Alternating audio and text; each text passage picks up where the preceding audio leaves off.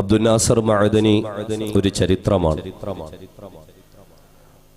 ആ മഅദനിക്ക് വേണ്ടിയിട്ട് നാം ഇന്നിവിടെ കേരള സംസ്ഥാനത്തിന്റെ കൊല്ലം ജില്ലയുടെ ഒരു ഭാഗത്ത് ഈ കാരാളിമുക്ക് എന്ന പ്രദേശത്തിൽ 100 200 അതിലധികമോ ആളുകൾ ഒന്ന് ചേർന്ന് ഒരു പ്രതിഷേധ റാലിയും അതിനുശേഷം ഒരു പ്രതിഷേധ സമ്മേളനവുമൊക്കെ നടത്തുമ്പോൾ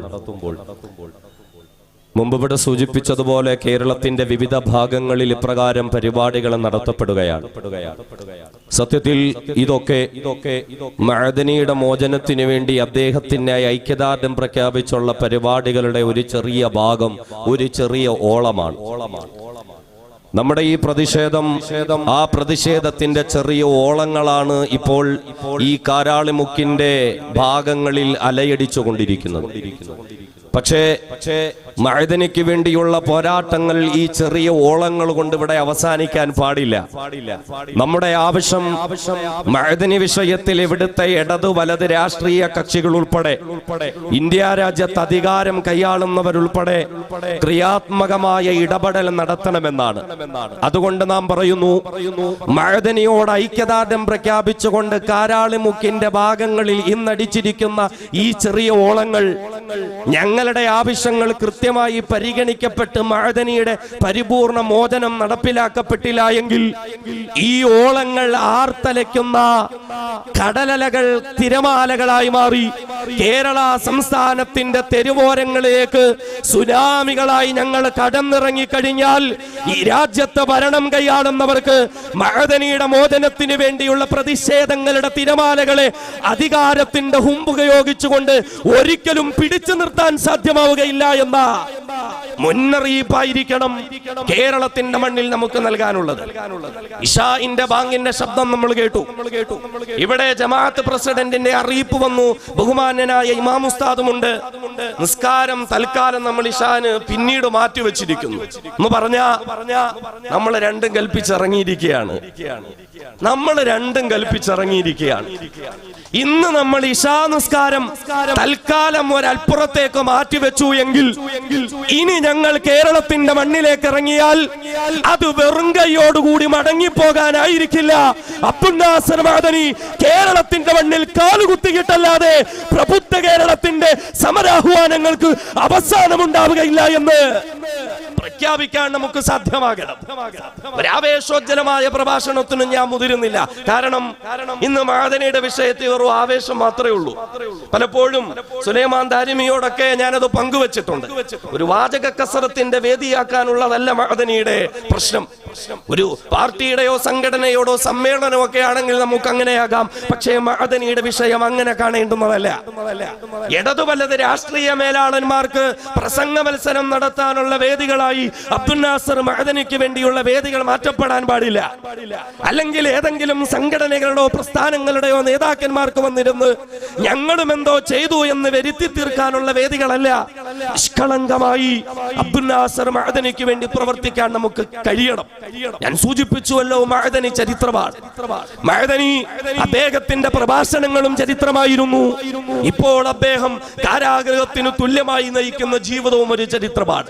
എത്രത്തോളം എന്നാൽ ഇന്ത്യ രാജ്യത്തിന്റെ സ്വാതന്ത്ര്യ സമര ചരിത്രത്തിൽ ഒരുപാട് പേര് ജയിലിൽ അടയ്ക്കപ്പെട്ടിട്ടുണ്ട്, ഒരുപാട് പേർ പീഡനങ്ങൾ അനുഭവിക്കപ്പെട്ടിട്ടുണ്ട്, ഒരുപാട് പേർ ജീവാർപ്പണം നടത്തപ്പെട്ടിട്ടുണ്ട്. എന്നാൽ സ്വാതന്ത്ര്യ സമര ചരിത്രത്തിൽ പോലും ഇത്രയേറെക്കാലം കേവല വിചാരണ തടവുകാരനായി ഒരാളും ജയിലിൽ കിടന്നിട്ടില്ല. ബഹുമാന്യനായ ഗാന്ധിജി പോലും ഇത്രയും നാൾ ജയിലിൽ കിടക്കേണ്ടി വന്നിട്ടില്ല. നെഹ്റുവിന് പോലും ഇത്രയും നാൾ ജയിലിൽ കിടക്കേണ്ടി വന്നിട്ടില്ല. ഇന്ത്യയുടെ സ്വാതന്ത്ര്യ ചരിത്രത്തിൽ പോലും ഒരു മനുഷ്യൻ ഇത്രത്തോളം പീഡനങ്ങളും യാതനകളും അനുഭവിക്കേണ്ടി വന്നിട്ടുണ്ടോ? സ്വാതന്ത്ര്യം കിട്ടിക്കഴിഞ്ഞാൽ പോലും നാം ഒന്ന് നോക്കണം, ഇന്ത്യ രാജ്യത്തിന്റെ ചരിത്രത്തിൽ ഒരു വ്യക്തിയുടെ മോചനത്തിന് വേണ്ടി ഇത്രത്തോളം സമരങ്ങൾ നടത്തപ്പെട്ടിട്ടുണ്ട് എങ്കിൽ കഴിഞ്ഞ കടന്ന 20 വർഷങ്ങൾക്കിടയിൽ ഒരുപക്ഷെ 1000-ഓളം സമരങ്ങൾ അബ്ദുൽ നാസർ മഅദനിക്ക് വേണ്ടി നടത്തപ്പെട്ടിട്ടുണ്ടാകും. ഇത് മഅദനി ഒരു PDPയുടെ നേതാവായത് കൊണ്ടൊന്നുമല്ല. മഅദനി ഒരു മുസ്ലിം ആയതുകൊണ്ടോ അദ്ദേഹം ഒരു മതപ്രഭാഷകനായതുകൊണ്ടോ അല്ല. കാരണം നിരപരാധിയായി ജയിൽ ജീവിതം അനുഭവിക്കുന്നത് ഒരു അബ്ദുൽ നാസർ മഅദനി മാത്രമല്ല. നമ്മുടെയൊക്കെ അറിവിൽ എത്രയോ പേര് ഈരാറ്റുപേട്ടയിൽ കരീം മാസ്റ്റർ എന്ന ഇസ്ലാമിക ചിന്തകനും മതപണ്ഡിതനുമായ ഒരു മനുഷ്യന്റെ രണ്ടു മക്കൾ ഷാദുലിയും ഷിബിലിയും 36-ൽ പരം കള്ളക്കേസുകൾ കെട്ടിച്ചമയ്ക്കപ്പെട്ട് അവരെ അറസ്റ്റ് ചെയ്ത് ജയിലിൽ അടയ്ക്കപ്പെട്ടതിനു ശേഷം രാജ്യത്ത് നടത്തപ്പെട്ട പല സ്ഫോടനങ്ങളും 36 കേസുകളാക്കി ആ ചെറുപ്പക്കാരന്റെ മേൽ ചാർത്തപ്പെട്ടിരിക്കുകയാണ്. ഇന്ന് വരെ ആ ചെറുപ്പക്കാർക്ക് ഒരു മോചനം ലഭിച്ചിട്ടില്ല. നാം അറിയണം, മാലുവേലിലെ കുഞ്ഞുണ്ണിക്കര എന്ന പ്രദേശത്ത് അൻസാർ നദ്വി എന്നൊരു മതപണ്ഡിതനുണ്ട്.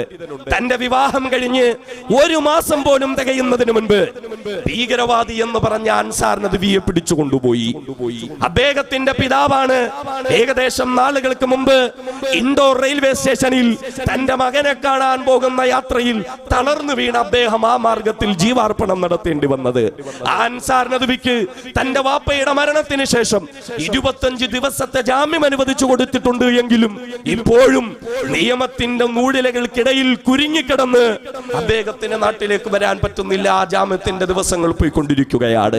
ഇതുമൊക്കെ നമ്മുടെ മുമ്പിലുണ്ട്.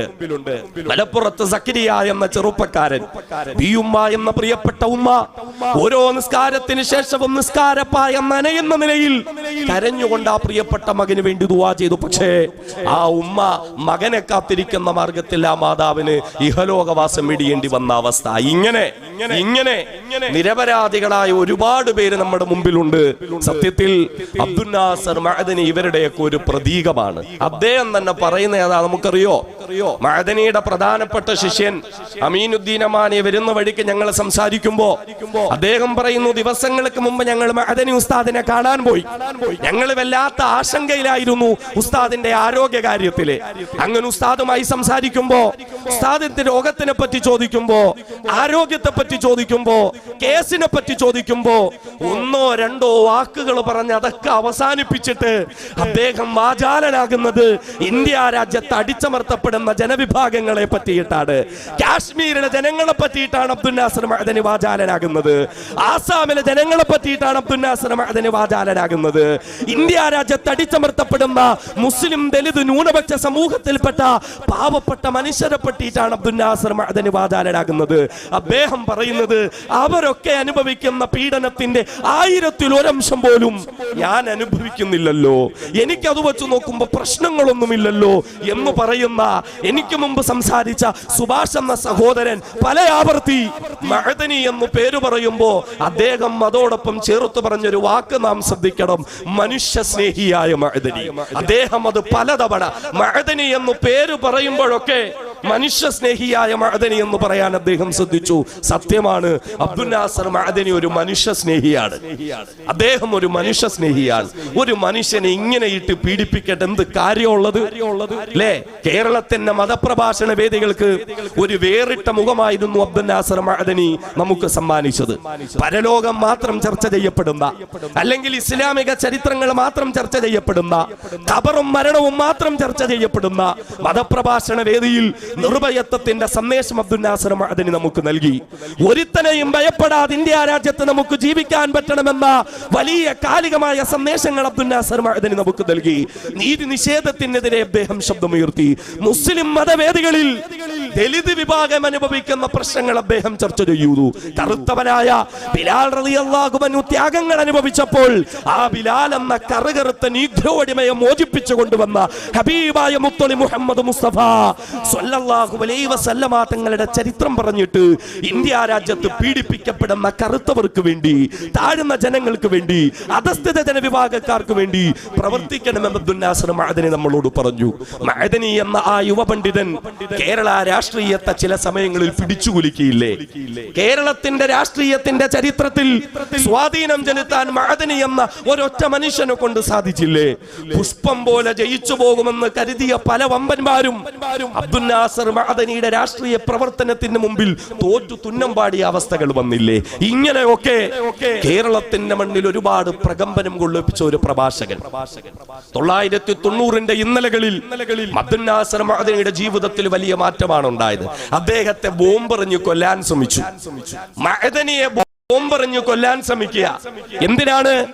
മഅദനിയെ പോലെ ശബ്ദിക്കുന്ന ഒരാൾ ഇവിടെ നിലനിൽക്കാൻ പാടില്ല. സംഘപരിവാര ഭീകരവാദത്തിനെതിരെ ശബ്ദിക്കുന്ന അബ്ദുൽ നാസർ മഅദനിയെ പോലെയുള്ളവർ ഇവിടെ ഉണ്ടാകാൻ പാടില്ല എന്ന് പറഞ്ഞ് അൻവാർ ശേരിയിൽ നിന്നിറങ്ങി വരുന്ന അബ്ദുൽ നാസർ മഅദനിയുടെ നേരെ 1992 ആഗസ്റ്റ് മാസത്തിൽ പൊന്തക്കാട്ടിൽ ഒളിച്ചിരുന്ന സംഘപരിവാരന്റെ പ്രവർത്തകർ ബോംബെറിഞ്ഞു മഅദനിയുടെ ശബ്ദത്തെ നിലപ്പിച്ചു കളയാൻ. പക്ഷേ അവിടെയും കഴിഞ്ഞില്ല. 1990കൾ മഅദനിയുടെ ജീവിതത്തിൽ വല്ലാത്ത വഴിത്തിരിവുകളായിരുന്നു. ബാബരി മസ്ജിദ് തകർക്കപ്പെട്ട് കേരളത്തിന്റെ മണ്ണിലൊക്കെയും അബ്ദുൽ നാസർ മഅദനിയുടെ ശബ്ദമാണ് നമ്മൾ ഉയർന്നു കേട്ടത്. ബാബരി മസ്ജിദിന്റെ നീതി നിഷേധ വിഷയത്തിനെതിരെ ശബ്ദമുയർത്തി. ഇവിടുത്തെ സർക്കാരുകളെ ചോദ്യം ചെയ്തു, ഭരണാധികാരികളെ ചോദ്യം ചെയ്തു, അതിന് ഒത്താശ പാടിയവരെ ചോദ്യം ചെയ്തു. ബാബരി മസ്ജിദ് പുനർനിർമ്മിച്ച് നൽകപ്പെടണമെന്ന് അദ്ദേഹം അധികാര വർഗത്തോട് വിളിച്ചു പറഞ്ഞു. പലരും പറയുന്നത് മഅദനി കേരളത്തിൽ വർഗീയത ആളി കത്തിച്ചു എന്ന ആയിരുന്നോ സഹോദരങ്ങളെ? മഅദനി കേരളത്തിൽ വർഗീയത ആളി കത്തിച്ചോ? മഅദനി വികാരപരമായി പ്രസംഗം നടക്കിയോ? ശരിയാ. അബ്ദുൽ നാസർ മഅദനി ഇന്ത്യ രാജ്യത്ത് നീതി പുലർന്നു കാണണമെന്ന നീതിബോധമുള്ള ഒരു പൗരന്റെ വികാരം തന്റെ പ്രസംഗങ്ങളിൽ മഅദനി പ്രകടിപ്പിച്ചിരുന്നു. ഒരു മുസൽമാന്റെ വികാരം അബ്ദുൽ നാസർ മഅദനി തന്റെ പ്രസംഗങ്ങളിൽ പ്രകടിപ്പിച്ചിരുന്നു. പക്ഷേ അതിനപ്പുറം പലരും പറയുന്നത് പോലെ പ്രകോപനപരമായ അബ്ദുൽ നാസർ മഅദനി പ്രസംഗിച്ചോ? പ്രകോപനപരമായ അബ്ദുൽ നാസർ മഅദനി ബാബരി മസ്ജിദിന്റെ വിഷയം കൈകാര്യം ചെയ്തോ? അബ്ദുൽ നാസർ മഅദനിയുടെ പ്രസംഗം കൊണ്ട് ഒരു മുസ്ലിമും പ്രകോപിതനായി ഒരു അമ്പലത്തെയും തകർത്ത് കളഞ്ഞില്ല. അബ്ദുൽ നാസർ മഅദനി ഇവിടുത്തെ ജനങ്ങളോട് വിളിച്ചു പറഞ്ഞത് 1000 ബാബരി മസ്ജിദുകൾ പൊളിക്കപ്പെട്ടാലും മക്കളെ ഒരു ക്ഷേത്രത്തിന്റെ തിരുമുറ്റത്തു നിന്നും ഒരു പിടി മണ്ണ് പോലും വാരിയെടുക്കരുത് എന്ന മഅദനിയുടെ വികാരപരമായ പ്രസംഗം കേട്ടാരും അമ്പലം പൊളിക്കാൻ പോയില്ല. തന്നെ ബോംബെറിഞ്ഞ് കൊല്ലാൻ ശ്രമിച്ച RSSകാരുടെ ഒരു കൊടിമരത്തിൽ പോലും ഒരു മുസൽമാനും കൈവച്ചില്ല. അബ്ദുൽ നാസർ മഅദനിയുടെ പ്രകോപനപരമായ പ്രസംഗം കേട്ടിട്ട് ആരും ഒരു ഹൈന്ദവനെ കൊല്ലാൻ പോയില്ല. മഅദനി ഇവിടെ എന്ത് പ്രകോപനം സൃഷ്ടിച്ചു എന്നാ പറഞ്ഞത്? അതെ, മഅദനിയുടെ പ്രസംഗങ്ങൾ പ്രകോപനം സൃഷ്ടിക്കപ്പെട്ടിരുന്നു. ഇവിടുത്തെ വർഗീയ തമ്പുരാക്കന്മാരുടെ കോട്ടകൊത്തളങ്ങളിൽ അബ്ദുൽ നാസർ മഅദനിയുടെ പ്രസംഗങ്ങൾ പ്രകമ്പനം കൊള്ളിച്ചിരുന്നു. ഇവിടുത്തെ സവർണ മാടമ്പി തമ്പുരാക്കന്മാരുടെ കൃത്തടങ്ങളിൽ അബ്ദുൽ നാസർ മഅദനിയുടെ പ്രസംഗം പ്രകോപനം സൃഷ്ടിക്കപ്പെട്ടിരുന്നു. ഇവിടുത്തെ സവർണ ബ്രാഹ്മണ മേധാവികളുടെ കാൽക്കീടുകളിൽ അബ്ദുൽ നാസർ മഅദനിയുടെ പ്രസംഗം പ്രകമ്പനം കൊള്ളിപ്പിക്കപ്പെട്ടിരുന്നു എന്നതിനപ്പുറം ഇവിടുത്തെ ഒരു സാധാരണക്കാരനായ മനുഷ്യൻ പോലും മഅദനിയുടെ പ്രസംഗം കേട്ടൊരു അക്രമവും ചെയ്തില്ല. 1990കളിൽ ഉമാഭാരതിയുടെ പ്രസംഗം കേട്ടിട്ട് ബോംബെയുടെയും സൂറത്തിന്റെയും മീററ്റിന്റെയും തെരുവോരങ്ങളിൽ കലാപങ്ങൾ അഴിച്ചുവിട്ട് ആയിരക്കണക്കിന് ആളുകളെ സംഘപരിവാരം കൊന്നില്ലേ? അബ്ദുൽ നാസർ മഅദനി അങ്ങനെ ചെയ്തിരുന്നില്ല. ബാൽ താക്കറയുടെ പ്രഭാഷണം കേട്ടിട്ട് പാവപ്പെട്ട മുസ്ലിം സ്ത്രീകളെ ചെറ്റക്കൂരയിൽ നിന്ന് പിടിച്ചിറക്കി കൊണ്ടുവന്ന് അതിക്രൂരമായി അവരെ മാനഭംഗം ചെയ്ത് അത് വീഡിയോ കാസറ്റുകൾ പകർത്തി ഏമാന്മാരുടെ കൊട്ടകൊത്തളങ്ങളിൽ ടിവികളിൽ ഇട്ട് കണ്ട് കൈയടിച്ചു പൊട്ടിച്ചിരിച്ചു. അബ്ദുൽ നാസർ മഅദനി അങ്ങനെ ചെയ്തില്ല. എന്നതുപോലെ തന്നെ അദ്വാനിയുടെ പ്രസംഗം കേട്ടിട്ട്, അശോക് സിംഘാളിന്റെ പ്രസംഗം കേട്ടിട്ട്, പ്രവീൺ തൊഗാഡിയെ പ്രസംഗം കേട്ടിട്ട് ഇവിടെ ഒരുപാട് കലാപങ്ങളും പ്രശ്നങ്ങളും ഉണ്ടായി. മഅദനിയുടെ ഒരൊറ്റ പ്രസംഗം കൊണ്ട് പോലും ഇവിടെ അങ്ങനെ ഒന്നും സംഭവിച്ചില്ല. നമുക്കറിയല്ലോ, കേരളത്തിന്റെ മണ്ണിലും കാസർഗോഡിന്റെ അതിർത്തി പ്രദേശത്തിൽ രാവിലെ മദ്രസയിലേക്ക് പോകുന്ന 6-7 വയസ്സുള്ള ഫഹദ് എന്ന പൊന്നുമോൻ, എന്താ അവന്റെ പ്രത്യേകത? അവൻ ഒരു എൻഡോസൾഫാൻ ബാധിതനായിരുന്നു. നല്ലതുപോലെ നടക്കാൻ പോലും പറ്റാത്ത പൊന്നുമോൻ. രാവിലെ മതപഠനത്തിനായി മദ്രസയിലേക്ക് പോകുന്ന പൊന്നുമോനെ ആ ഉമ്മ കുളിപ്പിച്ചൊരുക്കി മദ്രസ പാഠപുസ്തകങ്ങളും നെഞ്ചോടണച്ചു പിടിച്ചുകൊണ്ട് മദ്രസയിലേക്ക് പോയ പൊന്നുമോന്റെ മുന്നിൽ ഊരിപ്പിടിച്ച കത്തിയുമായി ഒരു സംഘപരിവാര പ്രവർത്തകൻ ചാടി വീണു. അവനോടൊപ്പം ഉണ്ടായിരുന്ന അവന്റെ കൂട്ടുകാരൊക്കെ ഓടി ഒളിച്ചപ്പോൾ ഫഹദ് എന്ന എൻഡോസൾഫാൻ ബാധിതനായ വികലാംഗനായ പൊന്നുമോന് അവൻ ഓടിപ്പോകാൻ പറ്റിയില്ല. ആ ഫഹദ് എന്ന പൊന്നുമോനെ മടിയിൽ പിടിച്ച് മലർത്തി കിടത്തിയിട്ട് ആ സംഘപരിവാര പ്രവർത്തകൻ അവന്റെ കഴുത്തറുത്തു കൊന്നുകളഞ്ഞിട്ട് പോലീസ് സ്റ്റേഷനിൽ അവൻ മൊഴി കൊടുത്തത് തലേ ദിവസം ഉറങ്ങാൻ കിടന്നപ്പോൾ താൻ കേട്ട ശശികലയുടെ പ്രസംഗത്തിൽ നിന്ന് ആർജവം ഉൾക്കൊണ്ടിട്ടാണ് താൻ ഇത് ചെയ്തത്. കാരണം അവനൊരു മുസൽമാനാണ്. അതിലുപരി ഫഹദിന്റെ വാപ്പ ഒരു കമ്മ്യൂണിസ്റ്റ് പാർട്ടി പ്രവർത്തകനായിരുന്നു എന്നതുകൊണ്ട് ഇങ്ങനെയൊക്കെ പലരുടെ പ്രസംഗങ്ങൾ കൊണ്ടും പലരുടെ പ്രഭാഷണങ്ങൾ കൊണ്ടും പലരുടെ പ്രവർത്തനങ്ങൾ കൊണ്ടും രാജ്യത്ത് കലാപങ്ങൾ നടത്തപ്പെട്ടു. പക്ഷേ അബ്ദുൽ നാസർ മഅദനി കേരളത്തിന്റെ മണ്ണിൽ ആയിരക്കണക്കിന് പ്രഭാഷണ വേദികൾ കൈകാര്യം ചെയ്തു. അദ്ദേഹത്തിന്റെ ഒരൊറ്റ പ്രസംഗം കൊണ്ട് രാജ്യത്ത് ആരെങ്കിലും നിയമം കയ്യിലെടുത്തതിന്റെ ഒരു തെളിവ് കാണിച്ചു തരാൻ പറ്റുമോ? അദ്ദേഹത്തിന്റെ പ്രസംഗം കേട്ട് ആരെങ്കിലും ഒരു നിരപരാധിയെ കൊന്നതിന്റെ തെളിവ് കാണിച്ചു തരാൻ പറ്റുമോ? അദ്ദേഹത്തിന്റെ ഒരു പ്രസംഗം കേട്ടിട്ട് എവിടെയെങ്കിലും രാജ്യത്തിനൊരു കുഴപ്പമുണ്ടാകുന്ന പ്രവർത്തനങ്ങൾ നടത്തപ്പെട്ടതായി കാണാൻ പറ്റൂല്ല. അബ്ദുൽ നാസർ മഅദനി ഒരിക്കലും പ്രകോപനപരമായി പ്രസംഗിച്ചിരുന്നില്ല. എന്നിട്ട് എന്തുണ്ടായി? മഅദനി ഇവിടുത്തെ രാഷ്ട്രീയക്കാരുടെ കൊള്ളരുതായ്മകളെ തുറന്നു കാണിച്ചു. ടാടാ പോട്ടാ പോലെയുള്ള നിയമങ്ങളിൽ പെടുത്തി മുസ്ലിമുകളായ ചെറുപ്പക്കാരെ ജയിലിലടച്ച് അവരിൽ മരുന്ന് കുത്തിവെച്ച് അവരുടെ തലച്ചോറിൽ മയക്കുമരുന്ന് തിരികെ കയറ്റി മസ്തിഷ്ക പ്രക്ഷാളനം നടത്തി ഭ്രാന്തന്മാരായി വലിച്ചെറിഞ്ഞ കഥ അബ്ദുൽ നാസർ മഅദനി ഇവിടെ വിളിച്ചു പറഞ്ഞു. സംഘപരിവാരം ഇതൊക്കെ ഗൂഢാലോചന നടത്തുമ്പോൾ അതിനൊത്താശ ചെയ്തു കൊടുത്ത ഓരോ രാഷ്ട്രീയ പ്രമുഖന്മാരുടെയും പേര് അബ്ദുൽ നാസർ മഅദനി ഇവിടെ വിളിച്ചു പറഞ്ഞു. രാജ്യത്ത് നടക്കുന്ന നിയമലംഘനങ്ങളെ പറ്റി അദ്ദേഹം വിളിച്ചു പറഞ്ഞു. ബാബരി മസ്ജിദ് തകർക്കുമ്പോ വെറും ഈനാമ്പേച്ചികളെ പോലെ ഇവിടുത്തെ പട്ടാള സംവിധാനത്തെ നിർത്തിയ അധികാരികളെ അബ്ദുൽ നാസർ മഅദനി ചോദ്യം ചെയ്തു. അവരോടൊപ്പം ചേർന്ന ഓരോ മുന്നണികളെയും അബ്ദുൽ നാസർ മഅദനി ശക്തമായ ഭാഷയിൽ വിമർശിച്ചു. എന്തിന്റെ പേരിലാ? നീതിബോധമുള്ള ഒരു പൗരനായതിന്റെ പേരില്, ദീനീബോധമുള്ള ഒരു മുസ്ലിം ആയതിന്റെ പേരില്. അതിന് അദ്ദേഹം ഒരു തീവ്രവാദി എന്നാണ് പലരും പേര് വിളിച്ചത്. അതിന് അദ്ദേഹം പ്രകോപനപരമായി പ്രസംഗിച്ചു എന്നാ പേര് വിളിച്ചത്. എന്നാൽ ഞാനും നിങ്ങളും ഒന്ന് തിരിച്ചറിയണം, 990 ഇന്നലകളിൽ അബ്ദുൽ നാസർ മഅദനി കേരളത്തിന്റെ മണ്ണിലൂടെ ഇന്ത്യൻ ജനതയ്ക്ക് ഏതൊരു സംഘപരിവാരത്തിന്റെ മുന്നറിയിപ്പാണോ നൽകിയത്? ആ മുന്നറിയിപ്പൊക്കെ പകൽ വെളിച്ചം പോലെ ഇന്ത്യ രാജ്യത്ത് പുലർന്നു കാണപ്പെടുമ്പോൾ അതെ മഅദനി പറഞ്ഞ ദിവസമെത്തി എന്ന് മാറ്റി പറയാൻ ഇവിടുത്തെ രാഷ്ട്രീയ തമ്പുരാക്കന്മാർ വിധിക്കപ്പെട്ടു എന്ന് പറയുമ്പോൾ മഅദനി സത്യത്തിലായിരുന്നു എന്നതിന് അതിനപ്പുറം മറ്റൊരു തെളിവെന്തെങ്കിലും വേണോ? മഅദനി പറഞ്ഞതൊക്കെ സത്യമായി ഇവരെ പുലർന്നു കണ്ടില്ലേ? മഅദനി സംഘപരിവാർ ഭീകരതയെ പറ്റി ഈ രാജ്യത്ത് എന്തൊക്കെ വിളിച്ചു പറഞ്ഞു അതൊക്കെ കൃത്യമായി ഇവിടെ നടമാടപ്പെട്ടുകൊണ്ടിരിക്കുമ്പോ ഇപ്പൊ പലരും പറയുന്നു മഅദനി പറഞ്ഞത് ശരിയായിരുന്നു, അത് തീവ്രവാദമായിരുന്നില്ല, അത് ഭീകരവാദമായിരുന്നില്ല എന്ന് മാറ്റി പറയേണ്ട അവസ്ഥ വന്നില്ലേ? എന്നിട്ട് എന്തുണ്ടായി? അബ്ദുൽ നാസർ മഅദനിയുടെ രാഷ്ട്രീയ മുന്നേറ്റം ഇവിടുത്തെ ഇടതു വലത് രാഷ്ട്രീയ പാർട്ടികൾക്ക് ഒരു തലവേദന സൃഷ്ടിച്ചു എന്നത് ശരിയാ. കാരണം എന്താ? അവരുടെ രാഷ്ട്രീയ പ്രമാണിത്വം നഷ്ടപ്പെട്ടു പോകും, അവരുടെ അധികാരം നഷ്ടപ്പെട്ടു പോകുമെന്ന് മനസ്സിലായി. അതുകൊണ്ട് എന്തുണ്ടായി? 992 അദ്ദേഹം കോഴിക്കോട് മുതലക്കുളം മൈതാനത്ത് നടത്തിയ ഒരു പ്രസംഗം, ആ പ്രസംഗത്തിന്റെ പേരിൽ ഒരു കേസ് എടുത്തിട്ടുണ്ടായിരുന്നു. അതൊക്കെ ഏത് കക്ഷി ഭരിക്കുമ്പോഴായിരിക്കും മറ്റൊരു വിഷയം, അതവിടെ കിടക്കട്ടെ. അതിന്റെ പേരിൽ 998 മാർച്ച് മാസം 30-ാം തീയതി അബ്ദുൽ നാസർ മഅദനിയെ അറസ്റ്റ് ചെയ്തു. കേവലം ഒരു പ്രസംഗത്തിന്റെ പേരിൽ. തൊഗാഡിയ പലതവണ കേരളത്തിൽ വന്നിട്ട് അറസ്റ്റ് ചെയ്തിട്ടില്ല, അശോക് സിംഗാളിനെ അറസ്റ്റ് ചെയ്തിട്ടില്ല, ഉമാഭാരതി കേരളത്തിൽ വന്നിട്ട് ഹൈന്ദവരെല്ലാം ഓരോ കത്തികൾ കയ്യിൽ വാങ്ങി വെക്കണമെന്ന് വിട്ട് അറസ്റ്റ് ചെയ്തില്ല. മഅദനിയെ അറസ്റ്റ് ചെയ്തു. എന്നിട്ട് പലരും പറഞ്ഞത് മഅദനിയെ തന്ത്രത്തിൽ നമ്മൾ കുടുക്കിയെന്ന്. അതൊക്കെ പറഞ്ഞ ഒരുപാട് പറയാനുണ്ട്. ഇവിടെ കേരള സർക്കാർ ഇടപെടുക എന്ന് പറയുമ്പോ ഇടതുപക്ഷം കേരളം ഭരിക്കുന്നത് കൊണ്ടൊന്നുമല്ല, ഇവിടെ ഒരു ഇടതുപക്ഷമായത് കൊണ്ടല്ല. കാരണം മഅദനിയുടെ വിഷയത്തിൽ പാപഭാരം മുഴുവനും ഇടതുപക്ഷത്തിന്റെ മുകളിൽ വെച്ചു കൊടുക്കേണ്ടതില്ല.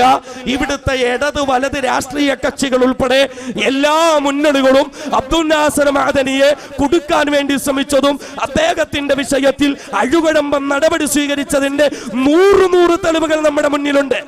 അദ്ദേഹത്തിന്റെ പ്രിയപ്പെട്ട ഉമ്മുമ്മ മരണപ്പെട്ടപ്പോൾ കേരളത്തിലേക്ക് വരാൻ വേണ്ടി പ്രത്യേക അനുവാദം ചോദിച്ചപ്പോ കേരളത്തിലെ ഒരു മുഖ്യമന്ത്രി ഇവിടെ നിന്ന് അങ്ങോട്ട് ഫാക്സ് അയച്ചു, മഅദനിയെ കേരളത്തിലേക്ക് വിടല്ലേ, അദ്ദേഹം വന്നാൽ ഇവിടെ കുഴപ്പമാവും, അതുകൊണ്ട് ഇടതും വലതും ഒക്കെ അവിടെ നിൽക്കട്ടെ. അബ്ദുൽ നാസർ മഅദനി കേരള രാഷ്ട്രീയത്തിൽ പിടിമുടുക്കുമെന്ന് കണ്ടപ്പോൾ 98-ൽ 6 വർഷം മുമ്പ് ഒരു കേസ് പറഞ്ഞുകൊണ്ട് അദ്ദേഹത്തെ അറസ്റ്റ് ചെയ്തു. പിന്നീട് കോയമ്പത്തൂർ കേസിൽ കുടുക്കിയതാ നമ്മൾ കണ്ടത്. കണ്ടത്. പിന്നെ സേലം ജയിലിലേക്ക് അദ്ദേഹത്തെ കൊണ്ടുപോയി ഏകാന്ത തടവിൽ പാർപ്പിച്ചു. കോയമ്പത്തൂർ ജയിലിലേക്ക് കൊണ്ടുപോയി. സഹോദരങ്ങളെ അറിയോ, കോയമ്പത്തൂർ കേസിൽ മഅദനി അറസ്റ്റ് ചെയ്യാൻ കാരണം എന്താ? മഅദനി രാത്രി അവിടെ പോയിട്ട് അദ്വാനി വരുന്നിടത്ത് ബോംബെറിഞ്ഞു, അതിന്റെ പേരിൽ 52 പേര് കൊല്ലപ്പെട്ടു എന്നതുകൊണ്ടല്ല. മഅദനി ബോംബ് ഒളിപ്പിച്ചു വെക്കാനുള്ള സ്ഥലം കാണിച്ചു കൊടുത്തു എന്നതുകൊണ്ടുമല്ല, അല്ലെങ്കിൽ മഅദനി അവരുമായി ഗൂഢാലോചന നടത്തി എന്നതുകൊണ്ടൊന്നുമല്ല. കോയമ്പത്തൂർ കേസിൽ മഅദനി അറസ്റ്റ് ചെയ്യാൻ എന്താ കാര്യം എന്നറിയോ? അതിൽ മഅദനിക്ക് പറഞ്ഞിരിക്കുന്ന കുറ്റം എന്താണെന്നറിയോ? കോയമ്പത്തൂർ കേസിൽ അവിടെ ഉപയോഗിച്ച സ്ഫോടക വസ്തുക്കൾ അത് പട്ടാളക്കാർ ഉപയോഗിക്കുന്ന സ്ഫോടക വസ്തുക്കളാണ്. ആ സ്ഫോടക വസ്തുക്കൾ അല്ലുമ്മ പ്രവർത്തകർക്ക് എത്തിച്ചു കൊടുക്കാൻ ആളെ നിയമിച്ചത് മഅദനിയാണ്. ആരെയാ നിയമിച്ചെന്നറിയോ? ആർമി രാജു എന്ന് പറയുന്ന ഒരു RSS കാരനെ. ചിന്തിച്ചു നോക്കണേ. ഇപ്പൊ മഅദനിയാണ് തീവ്രവാദി, മഅദനി ഭീകരവാദിയാ, ശിക്ഷ വിധിക്കാതെ ഇങ്ങനെ ജയിലിലിട്ട് ഞങ്ങൾ ഇങ്ങനെ കൈകാര്യം ചെയ്യാന്നൊക്കെ സോഷ്യൽ മീഡിയകളിലൂടെ ഇങ്ങനെ വിവരമില്ലായ്മ വിളിച്ചു പറയുന്നവന്മാർ അറിയണം. അബ്ദുൽ നാസർ മഅദനിയെ കോയമ്പത്തൂർ കേസിൽ പിടിച്ചത് ഒരു RSS കാരൻ, തന്നെ ബോംബെറിഞ്ഞു കൊല്ലാൻ ശ്രമിച്ച RSS കാരനായ പട്ടാളക്കാരനിലൂടെ പട്ടാള കേന്ദ്രങ്ങളിൽ നിന്ന് സ്ഫോടക വസ്തുക്കൾ ശേഖരിച്ച് മഅദനിയാണ് കോയമ്പത്തൂർ അല്ലുമ്മ നേതാവിന് പാഷായിക്കൊക്കെ കൊണ്ട് കൊടുത്തതത്രേ. ഇതാണ് കേസ്. എന്നിട്ട് എന്താണെന്നറിയോ? എന്നിട്ട് കുറ്റപത്രം ഇങ്ങനെ വരുമ്പോ മഅദനി 13ഓ 14ഓ സ്ഥാനത്താണ് മഅദനി പ്രതി. ഈ ബോംബ് കൊടുത്തു എന്ന് പറയുന്ന ആർമി രാജു 141ാമത്തെ പ്രതിയാ. നമ്മൾ ചിന്തിച്ചു നോക്കണം. എന്ന് പറഞ്ഞാൽ മഅദനി എന്ന് പറയുന്ന മനുഷ്യൻ അദ്ദേഹത്തിന്റെ പാർട്ടിയോ രാഷ്ട്രീയോ ഒന്നുമല്ല, അദ്ദേഹം വിഭാവനം ചെയ്യുന്ന ആ നിലപാട്, ആ ഒരു സംഭവത്തെ ഇവിടെ എതിർക്കണം. സംഘപരിവാരത്തിന്റെ അജണ്ടയായിരുന്നു അത്. സംഘപരിവാരത്തിന്റെ അജണ്ടയായിരുന്നു. പിന്നീട് ഈ ആർമി രാജു തന്നെ താൻ ഒരു RSS കാരനാണ്, താൻ ശാഖകളിലൊക്കെ പങ്കെടുക്കുന്ന ആളാണ് എന്നൊക്കെ പറഞ്ഞ് നിക്കറിട്ട ഫോട്ടോ ഒക്കെ കോടതി കൊണ്ടുവന്ന് ഹാജരാക്കേണ്ടി വന്നു. അവസാനം അബ്ദുൽ നാസർ മഅദനി ഇവിടെ പറഞ്ഞ പോലെ 16,000-ത്തിലധികം പേപ്പറുള്ള കുറ്റപത്രവാ സമർപ്പിച്ചത്. 16,000 പേപ്പർ ഒക്കെയും തമിഴ് ഭാഷയില. അതൊന്നും മലയാളത്തിലാക്കി തരാൻ പറഞ്ഞിട്ട് പോലും അംഗീകരിച്ചില്ല. 2500 സാക്ഷികളെ വെച്ചിട്ടാണ് മഅദനിയുടെ കേസ് കൈകാര്യം ചെയ്തത്. എന്നാൽ ഈ 2500 സാക്ഷികളെ വിസ്തരിച്ചിട്ട് 16,000 പേപ്പറുകളുള്ള കുറ്റപത്രം സമർപ്പിച്ചിട്ട് പോലും മഅദനി ഒരു തീവ്രവാദിയാണ്, ഒരു ഭീകരവാദിയാണ് എന്ന് സ്ഥാപിച്ചെടുക്കാൻ സംഘപരിവാരം നേതൃത്വം കൊടുക്കുന്ന പലർക്കും ഇവിടെ സാധിക്കാതെ പോയി.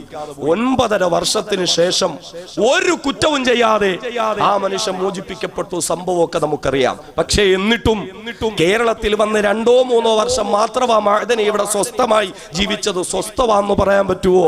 അപ്പോ ഒരു തടിയന്റെ ഇവിടെ നസീറിനെ കൊണ്ടുവരുന്നു, കളമശ്ശേരിയിൽ ബസ് കത്തിച്ച കേസ് കൊണ്ടുവരുന്നു.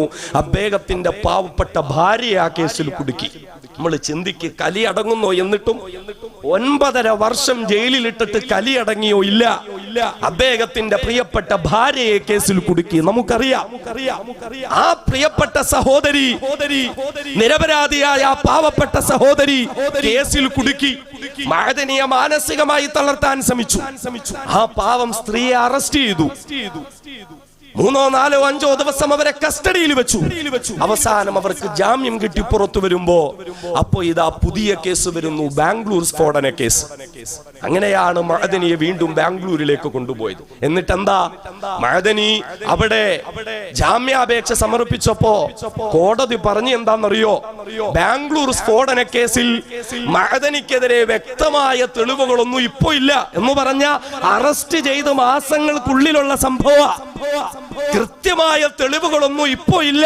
പക്ഷേ ആരോപിക്കപ്പെടുന്ന വ്യക്തി എന്നുള്ള നിലയിൽ അബ്ദുൽ നാസർ മഅദനിയെ പുറത്തുവിട്ടാൽ അത് കേസിനെ ബാധിക്കും എന്നുള്ളത് കൊണ്ട് ജാമ്യം കൊടുക്കാൻ പറ്റൂല. ഇതൊക്കെ എന്ത് നീതിയാണ്? ഇതൊക്കെ എന്ത് ന്യായമാണ്? ജാമ്യം എന്ന് പറയുന്നത് ഒരു പൗരന് നൽകപ്പെടേണ്ടെന്ന അവകാശമാണ് എങ്കിൽ മഅദനിയുടെ വിഷയത്തിൽ ആ അവകാശം പോലും ആ പാവപ്പെട്ട മനുഷ്യന് കൊടുക്കുന്നില്ല. എന്നിട്ട് മഅദനിയുടെ കേസ് കർണാടകയിലെ കോടതി നടത്തുകയാണ്. അങ്ങനെ നാളുകൾക്ക് ശേഷം അദ്ദേഹം രോഗത്തിന്റെ ആവശ്യങ്ങൾ ഉന്നയിച്ചു. പരപ്പന അഗ്രഹ ജയിലിൽ നിന്ന് പോലീസ് ഉദ്യോഗസ്ഥർ കോടതിക്ക് റിപ്പോർട്ട് സമർപ്പിച്ചു. അബ്ദുൽ നാസർ മഅദനി ഒരുപാട് രോഗങ്ങൾ കൊണ്ട് ബുദ്ധിമുട്ടുകയാ. ഈ പ്രായത്തിലുള്ള ഒരു മനുഷ്യന് വരുന്നതിനേക്കാൾ ഇരട്ടിയിലധികം രോഗം കൊണ്ട് അദ്ദേഹം ബുദ്ധിമുട്ടുകയാ എന്ന് പോലീസ് ജയിലിൽ നിന്ന് റിപ്പോർട്ട് കൊടുത്തിട്ട് പോലും മഅദനിയുടെ വിഷയത്തിൽ തീരുമാനമായില്ല. അവസാനം സുപ്രീം കോടതി ഇടപെട്ടു. ഒരു മനുഷ്യനെ ഇങ്ങനെ ഇട്ട് പീഡിപ്പിക്കണോ? ഒരു മനുഷ്യനെ ഇങ്ങനെ കഷ്ടപ്പെടുത്തണോ? നിങ്ങൾക്ക് ഇതൊന്ന് തീരുമാനമാക്കിക്കൂടെ? അതുകൊണ്ട് 1.5 വർഷത്തിനുള്ളിൽ തീരുമാനമാക്കണമെന്ന് പറഞ്ഞു സുപ്രീം കോടതി. തീരുമാനമായില്ല. വീണ്ടും കേസ് മുന്നോട്ട് പോയി. അവസാനം സുപ്രീം കോടതി ഒരു അന്ത്യശാസനം നൽകി. സുപ്രീം കോടതി ഒരു അന്ത്യശാസനം നൽകി. 3-4 മാസത്തിനുള്ളിൽ വിചാരണ പൂർത്തിയാക്കി കേസ് തീർക്കണമെന്ന് പറഞ്ഞു. എന്നിട്ട് എന്തുണ്ടായി? ഉടൻ തന്നെ കർണാടക സ്പെഷ്യൽ കോർട്ടിന്റെ ഭാഗത്ത് നിന്ന് അറിയിപ്പ് വരികയാണ്, മഅദനിയുടെ കേസിൽ UAPA ചുമത്തിയിട്ടുണ്ട്. അതുകൊണ്ട് UAPA ചുമത്തപ്പെട്ട കേസുകളൊക്കെ NIA ആണ് കൈകാര്യം ചെയ്യേണ്ടതെന്ന്. ഇത്രയും നാളിവന്മാർ ആ കേസ് നീട്ടിക്കൊണ്ടുപോയി. ഒരു മനുഷ്യനെ എല്ലാ നിലയിലും തകർത്താനും തളർത്താനും ശ്രമിച്ച് അവസാനം പറയുന്നു UAPA ചാർത്തിയത് കൊണ്ട് അത് NIA കൈകാര്യം ചെയ്യേണ്ട കേസാ. വീണ്ടും NIAക്ക് കൈമാറി. NIAയുടെ കോടതി ആദ്യം മുതൽ വീണ്ടും സാക്ഷി വിസ്താരം നടത്തണം. സാക്ഷികൾ എന്നൊക്കെ പറഞ്ഞ എന്താ? ഈ പറഞ്ഞ പോലെ കൊടകിൽ ഇഞ്ചിത്തോട്ടത്തിൽ പോയി മഅദനി ക്ലാസ് എടുത്തു എങ്കിൽ മഅദനിക്ക് അതിന് ഒത്താശ ചെയ്തു കൊടുത്ത സദാസമയം മഅദനിയോടൊപ്പം ഉണ്ടായിരുന്ന പോലീസുകാർക്കെതിരെ കേസില്ലയോ? അവരുടെ ജോലിയിൽ നിന്ന് സസ്പെൻഡ് ചെയ്തിട്ടുണ്ടോ? അവർക്കെതിരെ എന്തെങ്കിലും നടപടി സ്വീകരിച്ചിട്ടുണ്ടോ? ഇതൊന്നും ചോദിക്കാൻ പാടില്ല. പോലീസുകാരെയൊക്കെ വെട്ടിച്ച് ഒറ്റക്കാലനായ മഅദനി ഹബീബായ റസൂൽ സല്ലല്ലാഹു അലൈഹി വസല്ലം മിഅ്റാജ് നടത്തിയതുപോലെ കേരളത്തിൽ നിന്ന് ഇഞ്ചിത്തോട്ടത്തിലേക്ക് പോയത്രേ. എന്നിട്ട് അവിടെ ക്ലാസ് നടത്തി. അവിടുന്ന് കൊണ്ടുവന്ന സാക്ഷികളൊക്കെ റഫീഖ് എന്ന് പറയുന്ന ആള് ആദ്യം മഅദനിയെ ഞാൻ അവിടെ കണ്ടു എന്ന സാക്ഷി പറഞ്ഞാള് പിന്നീട് കോടതിയിൽ വന്നു പൊട്ടിക്കരഞ്ഞു, ഇല്ല ഞാൻ മഅദനി അവിടെ കണ്ടിട്ടില്ല. പിന്നെ എന്തിനാ നിങ്ങൾ കണ്ടു എന്ന് പറഞ്ഞതെന്ന് കോടതി ചോദിച്ചപ്പോ അയാൾ പൊട്ടിക്കരഞ്ഞുകൊണ്ട് പറഞ്ഞു, പോലീസ് എന്നെ ഭീഷണിപ്പെടുത്തിയതാണ്, പോലീസ് എന്നെ ഭീഷണിപ്പെടുത്തിക്കൊണ്ട് പറയിപ്പിച്ചതാ, എനിക്കെതിരെ കേസെടുക്കും, കള്ളക്കേസിൽ കൊടുക്കും, തീവ്രവാദിയാക്കുമെന്ന് ഭീഷണിപ്പെടുത്തിക്കൊണ്ട് എന്നെ കൊണ്ട് പറയിപ്പിച്ചതാ. ആലുവയ്ക്കടുത്തുള്ള ജോർജ് എന്ന ക്രൈസ്തവ സഹോദരൻ പറഞ്ഞു, പോലീസ് എന്നെ എവിടെയൊക്കെ ഒപ്പിടിയിപ്പിച്ചു എന്നല്ലാതെ എന്താണെന്ന് എനിക്കറിയില്ല. ഇവര് പറയുന്നത് പോലെ ഒരു സാഹചര്യ തെളിവുകളും എന്റെ പക്കലില്ല, ഞാനൊന്നും കണ്ടിട്ട് പോലുമില്ല. ഇങ്ങനെയുള്ള കള്ളസാക്ഷികളാണ് മുഴുവനും. ഇവരെ മുഴുവനും ആദ്യം മുതൽ NIA കോടതിക്ക് വിസ്താരം നടത്തണം. അങ്ങനെ ആ വിസ്താരമൊക്കെ തുടങ്ങി. അതുമൊക്കെ ഏറ്റവും അവസാനിക്കുമെന്നാകുമ്പോ നാം അറിയണം സഹോദരങ്ങളെ, രാജ്യത്ത് ഇത്രയേറെ നീതി നിഷേധിക്കപ്പെട്ട ഒരു പൗരനുണ്ടോ? മഅദനിയുടെ കേസ് കൈകാര്യം ചെയ്ത ജഡ്ജി അദ്ദേഹത്തെ അപ്രതീക്ഷിതമായി സ്ഥലം മാറ്റി. പെട്ടെന്ന് ജഡ്ജി ഇല്ല എന്ന് പറഞ്ഞാൽ മാസങ്ങളോളം മഅദനി ഹാജരായതും വിസ്താരം നടന്നതും ഒക്കെ ജഡ്ജി ഇല്ലാത്ത കോടതിയില. അങ്ങനെ ഒരു പ്രഹസനം സൃഷ്ടിക്കപ്പെട്ടു. രണ്ടാമത് വീണ്ടും പുതിയ ജഡ്ജി വന്നു. അയാൾക്കും കേസ് ആദ്യം മുതൽ പഠിക്കേണ്ടതുണ്ട് എന്ന് മാത്രമല്ല, അപ്പോഴൊക്കെ രോഗത്തിന്റെ പേരിൽ ബഹുമാനനായ മഅദനി ഉസ്താദിന് ഒരു ഇളവ് കൊടുത്തിരുന്നു. അദ്ദേഹം ഹാജരാകേണ്ട ദിവസം അറിയിക്കാം, അപ്പ മാത്രം ഹാജരായാൽ മതിയെന്ന്. എന്നാൽ ഇപ്പോൾ അദ്ദേഹത്തിന്റെ രോഗാവസ്ഥയൊക്കെ ഇവിടെ പറയപ്പെട്ടിട്ടുണ്ടാകും. അത്യുഷ്ണമുള്ള സമയത്ത് പോലും ശരീരം കിടുകിട വിറയ്ക്കുന്ന അവസ്ഥയിലേക്ക് അബ്ദുൽ നാസർ മഅദനിയുടെ ശാരീരികാവസ്ഥ ആശങ്കാജനകമായ അവസ്ഥയിലേക്ക് വന്നപ്പോൾ പോലും ഹോസ്പിറ്റൽ അധികൃതരുടെ വാക്കുകൾ പോലും മാനിക്കാതെ നിർബന്ധിച്ച് ഡിസ്ചാർജ് ചെയ്ത് അദ്ദേഹത്തെ അവിടെ നിന്ന് കൊണ്ടുവന്നു. എന്നിട്ട് പുതിയ തീരുമാനം വന്നിരിക്കുന്നു, ഇനി വിളിച്ചാലും വിളിച്ചില്ലെങ്കിലും കേസ് എടുക്കുന്ന ദിവസം മുഴുവൻ മഅദനി കോടതി വരണമെന്ന്. അല്ലാതെ ഒരു PDP നേതാവായത് കൊണ്ടൊന്നുമല്ല. ഇത്രയും ഒക്കെ പീഡനം ഒരു മനുഷ്യൻ സഹിച്ചു. ഇതിന്റെ ഭാഗത്തിൽ ഈ കേസുമായിട്ട് കോടി നടന്ന അദ്ദേഹത്തിന്റെ പ്രിയപ്പെട്ട പിതാവുണ്ട്. അൻവാർ ശേരിക്കടുത്ത് തോട്ടുവാൽ മനസ്സിൽ നമ്മൾ പോയാൽ അബ്ദുസമദ് മാസ്റ്റർ എന്ന വയോവൃദ്ധനായ മനുഷ്യനെ കാണാം. ശരീരം തളർന്നൊരു വീൽ ചെയറിൽ അവരിയ്ക്കുന്നുണ്ട്. അദ്ദേഹം മഅദനി ഉസ്താദിന്റെ പ്രിയപ്പെട്ട മാതാവ് ഈ മാർഗത്തിൽ തന്റെ മകന്റെ പരിപൂർണ മോചനം സ്വപ്നം കണ്ട് കഴിഞ്ഞുകൂടി ആ പ്രിയപ്പെട്ട മാതാവ് മരണപ്പെട്ടു. ഇങ്ങനെയൊക്കെ ഒരു മനുഷ്യനെ അതിക്രൂരമായി പീഡിപ്പിക്കുന്നത്, ഒരു മനുഷ്യന് നീതി നിഷേധിക്കുന്നത്, ഒരു മനുഷ്യന് കിട്ടാനുള്ള അവകാശങ്ങളൊക്കെ പിച്ചു ചീന്തുന്നത് അബ്ദുൽ നാസർ മഅദനി ഒരു പീഡിപ്പിക്കാരനായതുകൊണ്ടല്ല, അദ്ദേഹം ഒരു മുസ്ലിം ആയതുകൊണ്ടല്ല, അദ്ദേഹം ഒരു മതപ്രഭാഷകനായതുകൊണ്ടല്ല. പിന്നെയോ 990കളുടെ ഇന്നലത്തിൽ അദ്ദേഹം തിരികൊളുത്തി വെച്ച സംഘപരിവാർ വിരുദ്ധ സിദ്ധാന്തമെന്ന ഒരു പ്രത്യയ ശാസ്ത്രം ഉയർത്തിപ്പിടിക്കുന്നതിന്റെ പേരിൽ ഈ രാജ്യത്തെ കാർന്നു തിന്നുന്ന ക്യാൻസറാണ് സംഘപരിവാരമെന്ന് ഈ ലോകത്തിന്റെ മുമ്പിൽ വിളിച്ചു പറഞ്ഞതിന്റെ പേരിൽ, സംഘപരിവാരത്തിന്റെ അപകടങ്ങൾ ഇന്ത്യ രാജ്യത്തെ ജനങ്ങളെ മനസ്സിലാക്കി കൊടുത്തതിന്റെ പേരിൽ എല്ലാവരും സംഘപരിവാരത്തെ ഭയന്നുകൊണ്ട് ബാബരി എന്ന പേര് പോലും പറയാൻ മടിച്ചിരുന്ന, ഭയപ്പെട്ടിരുന്ന കാലഘട്ടത്തില് ബാബരിക്ക് വേണ്ടി പ്രസംഗിച്ചത് കൊണ്ട് മാത്രം 100-ലധികം കേസുകൾ തന്റെ മേലെടുത്തതെങ്കിൽ 100 എന്നല്ല 1000 ആയിക്കൊള്ളട്ടെ, എന്നാലും ഞാനിത് അവസാനിപ്പിക്കില്ല എന്ന് പറഞ്ഞ ആർജവമുള്ള ഒരു മനുഷ്യനെ ഇല്ലായ്മ ചെയ്യാൻ വേണ്ടിയിട്ടാണ് സംഘപരിവാരം ഈ നിലയിൽ ആ പാവപ്പെട്ട മനുഷ്യനെ നശിപ്പിക്കാൻ ശ്രമിക്കുന്നതെങ്കിൽ കാരാളിമുക്കിന്റെ മണ്ണിൽ നിന്ന് നമുക്ക് പ്രഖ്യാപിക്കാനുള്ളത്, നീതിക്ക് വേണ്ടി ശബ്ദിക്കുന്ന, സത്യത്തിന് വേണ്ടി ശബ്ദിക്കുന്ന, സംഘപരിവാർ ഭീകരവാദത്തിനെതിരെ ശബ്ദിക്കുന്നതിന്റെ പേരിലാണ് ഒരു അബ്ദുൽ നാസർ മഅദനിയെ നിങ്ങൾ നശിപ്പിക്കാൻ ശ്രമിക്കുന്നതെങ്കിൽ ആ മഅദനി തീർന്നു പോയത് കൊണ്ടൊന്നും നിങ്ങൾക്കെതിരെയുള്ള ശബ്ദം ഇവിടെ അവസാനിക്കാൻ പോകുന്നില്ല. ഒരു മഅദനി മരണപ്പെട്ടാലും ആയിരക്കണക്കിന് മഅദനിമാർ നിങ്ങൾക്കെതിരെ ശബ്ദമുയർത്തുന്നതായ ഒരവസ്ഥ ഈ രാജ്യത്ത് സംജാതമായിക്കൊണ്ടിരിക്കുകയാ. അതുകൊണ്ടൊന്നും മഅദനിയെ ജയിലിൽ അടച്ചത് കൊണ്ടോ അദ്ദേഹത്തെ ഇല്ലായ്മ ചെയ്തത് കൊണ്ടോ ഒന്നും ഇവിടുത്തെ ന്യൂനപക്ഷ ദലിത് സമൂഹത്തിന് വേണ്ടിയുള്ള മുന്നേറ്റത്തിന്റെ രാഷ്ട്രീയത്തിന്റെ പ്രവർത്തനം തീരൂല. അങ്ങനെയൊക്കെ ചില ചിന്തയുണ്ട്. മഅദനി അങ്ങ് തീർന്നാ തീരുവല്ലോ. ഞാൻ പ്രതിനിധാനം ചെയ്യുന്ന പ്രസ്ഥാനമുണ്ട് ഓൾ ഇന്ത്യ ഇമാംസ് കൗൺസിൽ. അന്ന് അബ്ദുൽ നാസർ മഅദനി അറസ്റ്റ് ചെയ്യപ്പെട്ടപ്പോ മഅദനിയുടെ മോചനത്തിന് വേണ്ടി പണ്ഡിതന്മാർ രംഗത്ത് വരണമെന്ന് പറഞ്ഞിട്ടാ തിരുവനന്തപുരം ഇമാംസ് കൗൺസിൽ എന്ന പേരിൽ ഒരു പണ്ഡിത കൂട്ടായ്മ തുടങ്ങിയത്. അൽഹംദുലില്ലാഹ് പിന്നീട് കേരള ഇമാംസ് കൗൺസിലായി. ഇന്ന് മഅദനിക്ക് വേണ്ടി തുടക്കം കുറിച്ച ആ പ്രസ്ഥാനം രാജ്യത്തിന്റെ 17-ൽ പരം സംസ്ഥാനങ്ങളിൽ കൃത്യമായി പ്രവർത്തിക്കുന്ന അവസ്ഥയുണ്ടായിട്ടുണ്ട് എങ്കിൽ സംഘപരിവാരം തിരിച്ചറിയുക, ഇങ്ങനെ നിങ്ങൾ ചെയ്തതുകൊണ്ടൊന്നും ഇവിടെ അവസാനിക്കാൻ പോകുന്നില്ല. നീതിക്ക് വേണ്ടി ശബ്ദിക്കുന്ന, അവകാശ ലംഘനങ്ങൾക്കെതിരെ ശബ്ദമുയർത്തുന്ന അബ്ദുൽ നാസർ മഅദനിമാർ ആയിരക്കണക്കിന് ഇവിടെ ജന്മമെടുക്കുക തന്നെ ചെയ്യും. പിന്നെന്താ സംഘപരിവാരത്തിന്റെ ഇപ്പോഴത്തെ ലക്ഷ്യം എന്താണ്? സംഘികൾ അവരുടെ പ്രവർത്തനം എന്താ? സുലൈമാൻ ദാരിമി സുന്ദരമായി ഇവിടെ അവതരിപ്പിച്ചു. ഭയപ്പെടുത്തി കീഴ്പ്പെടുത്തുക എന്നത് മാത്രമാണ് അവരുടെ ലക്ഷ്യം. ഇപ്പോ അമിത്ഷാ ഇങ്ങനെ നമ്മളെ ഭയപ്പെടുത്തിക്കൊണ്ടിരിക്കുക.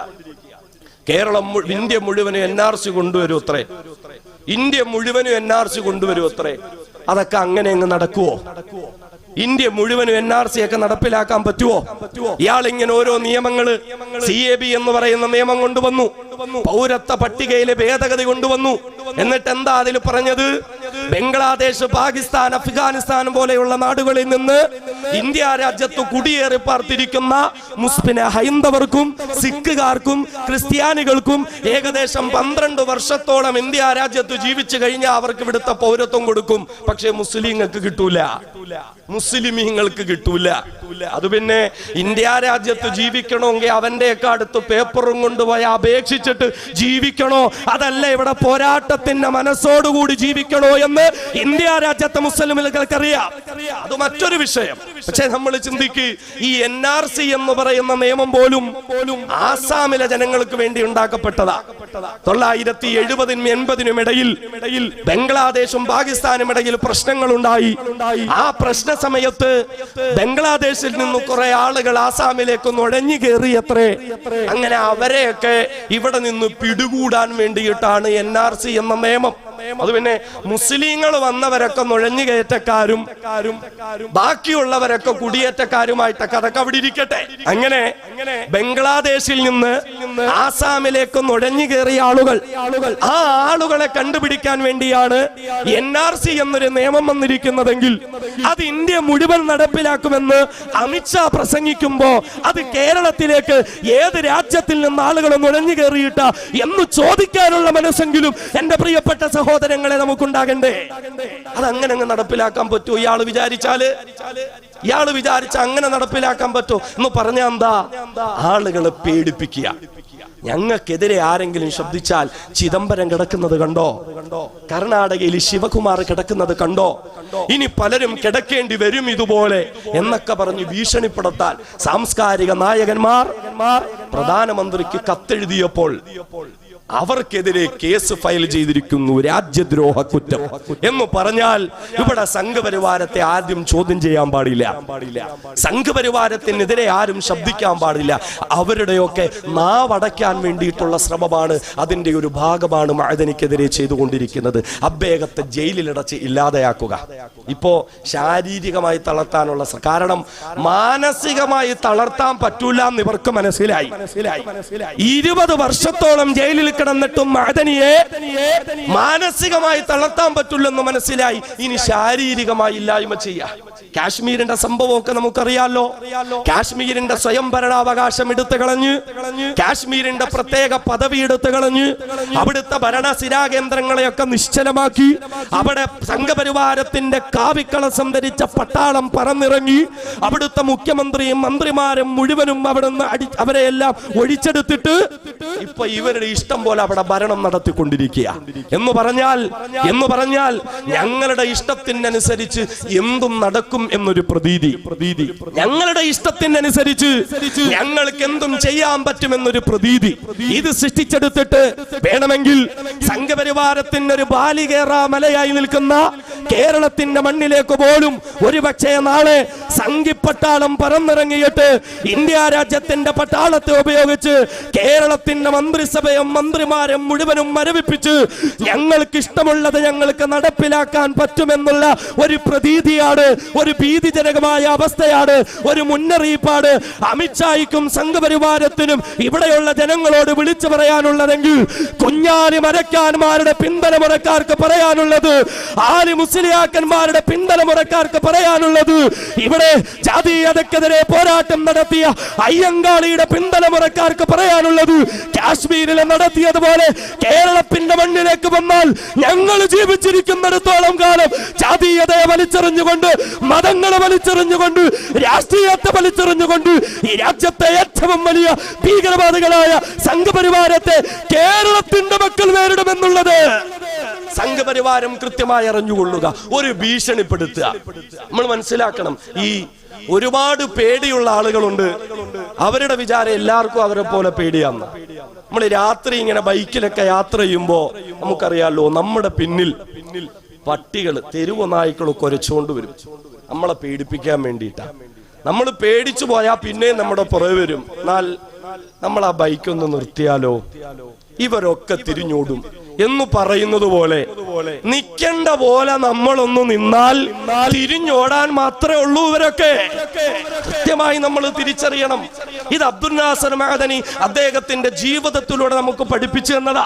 കാരണം നമുക്കറിയല്ലോ, കാശ്മീരിലെ ഈ അടിയന്തരാവസ്ഥയൊക്കെ സൃഷ്ടിച്ചെടുത്തിട്ട് പിഞ്ചു കുഞ്ഞുങ്ങൾ 140 പിഞ്ചു മക്കളെ പോലും ജയിലിലടച്ചിട്ട് 4000-ഓളം പൗരന്മാരെ പോലും കാണാനില്ല. സ്ത്രീധനങ്ങളെ പട്ടാളം വല്ലാതെ പീഡിപ്പിച്ചുകൊണ്ടിരിക്കുക. ആ സന്ദർഭത്തിൽ കാശ്മീരിലെ രാഷ്ട്രീയ നേതാക്കന്മാരെ വെറും 50 ദിവസം അവരെ ജയിലിലടച്ചു. നമുക്കറിയല്ലോ സംഭവം.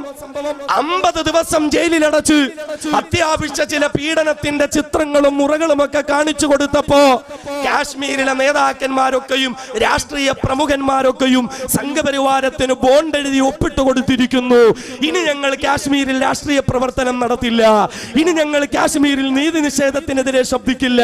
എന്നാൽ സംഘപരിവാരം തിരിച്ചറിയുക, കാശ്മീരിൽ 50 ദിവസം ജയിലിലടച്ചപ്പോൾ നിങ്ങൾക്ക് മാപ്പഴുതി തന്ന നേതാക്കന്മാരെയാണ് കണ്ടതെങ്കിൽ 50 ദിവസമല്ല 50 വർഷം അബ്ദുൽ നാസർ മഅദനിയെ ജയിലിലടച്ചാലും നിങ്ങൾ ഉപേക്ഷിക്കുന്നത് പോലെ തന്റെ നിലപാടിൽ നിന്ന് മാറാൻ, നിങ്ങൾക്ക് മാപ്പഴുതി തരാൻ അബ്ദുൽ നാസർ മഅദനി തയ്യാറാകുന്നതല്ല. എന്താ ഒരു ശബ്ദ സന്ദേശം? ഞാൻ അതിലേക്കൊന്നും പോകുന്നില്ല, അതൊന്നും അധികം പറയാനും ആഗ്രഹിക്കുന്നില്ല. ഒരുത്തൻ എവിടെയെങ്കിലും കിടന്നു കൊരച്ചു എന്നും പറഞ്ഞ് നമ്മൾ കൂടെ കൊരയ്ക്കുക, ഇത് ഇസ്ലാമിന് ചേർന്ന ഒരു സംസ്കാരം അല്ലല്ലോ. നമ്മളത് പഠിച്ചിട്ടില്ലല്ലോ. നമ്മുടെ മാതാപിതാക്കൾ നമ്മളെ എങ്ങനെ പഠിപ്പിച്ചിട്ടില്ല, നമ്മുടെ ഉസ്താദുമാര് നമ്മളെ എങ്ങനെ പഠിപ്പിച്ചിട്ടില്ല. എന്താ അപ്പൊ പുള്ളിക്കാരൻ പറഞ്ഞത് നിങ്ങളൊക്കെ കേട്ടിട്ടുണ്ടാവും. അതിന് ഇങ്ങനെ ഞങ്ങൾ ഇട്ടേക്ക് ആ ജയിലില്, സുപ്രീം കോടതി വിധിക്കുന്നത് വരെ അയാൾ ഇങ്ങനെ ജയിലിൽ കിടന്ന് നരകിക്കട്ടെ. എടാ നീയൊക്കെ എന്ത് കരുതി, നീയൊക്കെ എന്ത് കരുതി? എടാ പൊന്നുമോനെ, ഇത് പാരമ്പര്യം വേറെയാ. ജയിലെന്ന് എഴുതി കാണിക്കുമ്പോ മുട്ടുപറച്ചു മാപ്പെഴുതി കൊടുത്ത നിന്റെയൊക്കെ ഗുരുജിയുടെ പാരമ്പര്യമല്ല ഇത്. ഇത് അബ്ദുൽ നാസർ മഅദനിയാ. മഹാനായ ബിലാൽ ഇബ്നു റബാഹ റളിയല്ലാഹു അൻഹുവിന്റെ നെഞ്ചിൽ പാറക്കല്ല് കയറ്റിവെച്ച് ചാട്ടവാറ് കൊണ്ടടിക്കുമ്പോ അഹദ് അഹദ് എന്ന് വിളിച്ചു പറഞ്ഞ് തന്റെ നിലപാടിൽ നിന്ന് മാറാത്ത ബിലാൽ ഇബ്നു റബാഹയുടെ ചരിത്രം കേരളത്തിന്റെ മണ്ണിൽ ആയിരക്കണക്കിന് വേദികളിൽ പ്രസംഗിച്ച അബ്ദുൽ നാസർ മഅദനിയുടെ ചരിത്രമായത്.